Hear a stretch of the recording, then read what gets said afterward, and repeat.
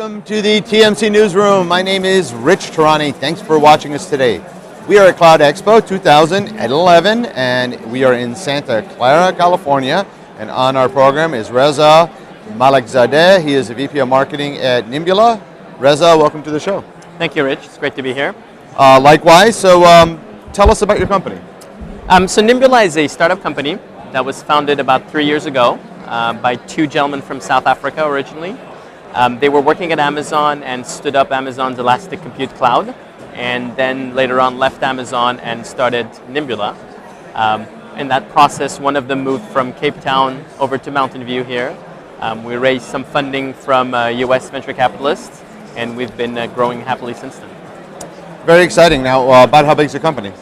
We're a little over 45 people now, and we were pretty much in stealth mode until about June of 2010. And we came out of stealth mode about a little over a year ago last summer, and we've been shipping product for the past few months. So what are some of the biggest problems you solve for your customers?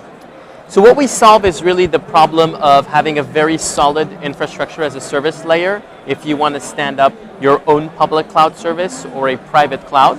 So we take the problem from the bare metal and we try to implement an architecture and a technology where you could really have some of the great features and benefits that something like Amazon brings, as opposed to just adding a layer of management to an existing virtualized infrastructure.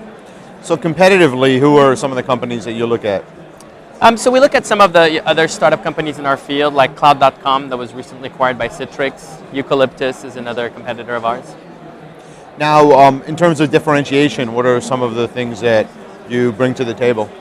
I think the key differentiation we bring again is that we are not an afterthought. We didn't really build a product to go on top of an existing virtualized infrastructure. We actually tried to look at what are the things that you really need to solve if you're starting to run a cloud at a very large scale, and then build technology from the ground up to address that.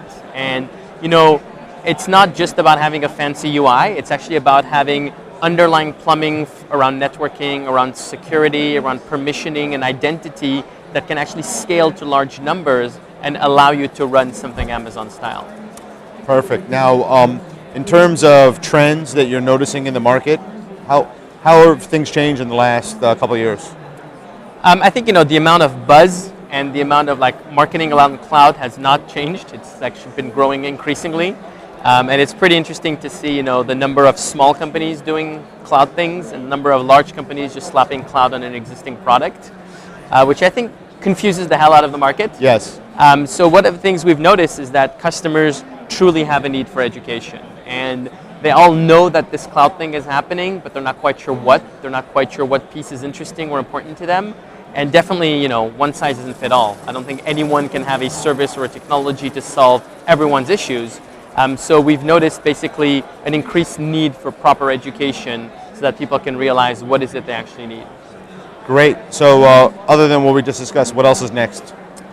So for us, we continue to grow. We continue to execute. We've been, delivering product at a very stable pace, very rapid pace as a startup company.